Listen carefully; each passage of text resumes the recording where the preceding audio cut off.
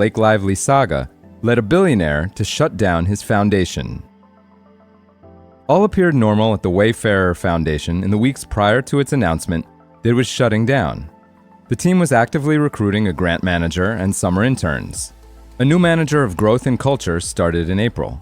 Employees were planning events with Wayfarer's nonprofit grantees.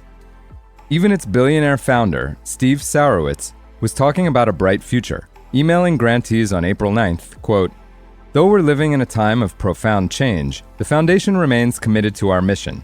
Our work is only beginning, and we have much to do together." Then, around 5:30 a.m. on Monday, April 28th, Sarowitz awoke to a dwindling fire in a trash can in the driveway of his home in a Chicago suburb. He put it out with 2 water bottles, according to a fire department report.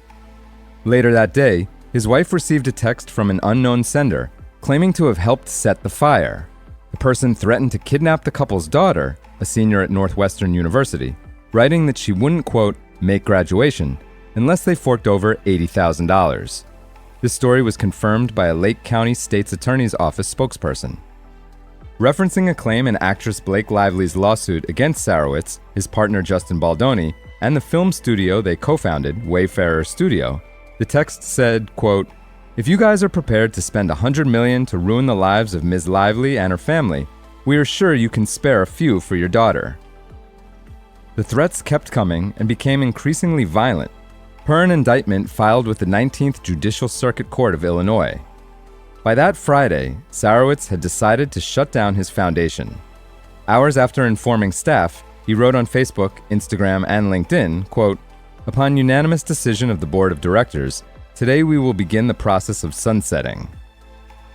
Sarowitz tells Forbes, quote, "We decided that private giving was a better way to go forward." He explains that he will start donating through a donor-advised fund instead, or DAF. DAFs are increasingly popular philanthropy vehicles for high net worth individuals, in part because they do not require filing public financial reports. Sarowitz adds, quote, "Foundations can be slow and bureaucratic.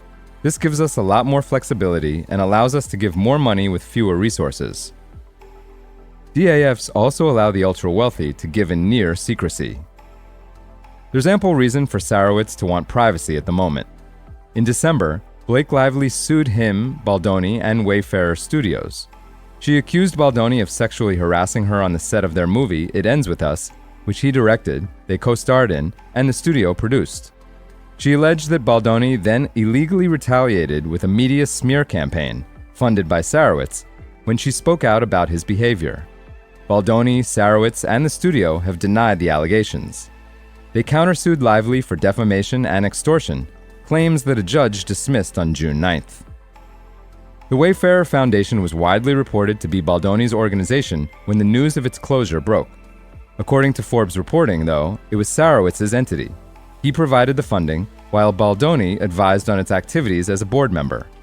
Sarowitz contributed some $160 million to the foundation, which doled out nearly $60 million to over 200 nonprofits from its 2021 founding through 2024.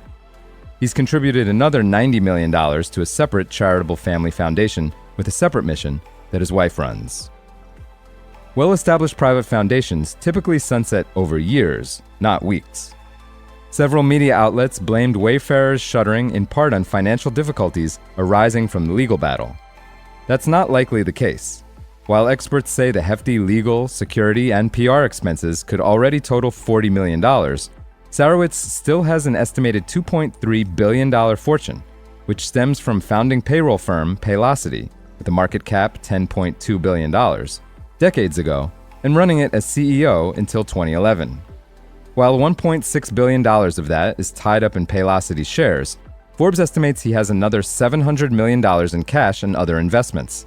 More than enough for him to have funded the foundation's 2025 budget of $40 million for several decades.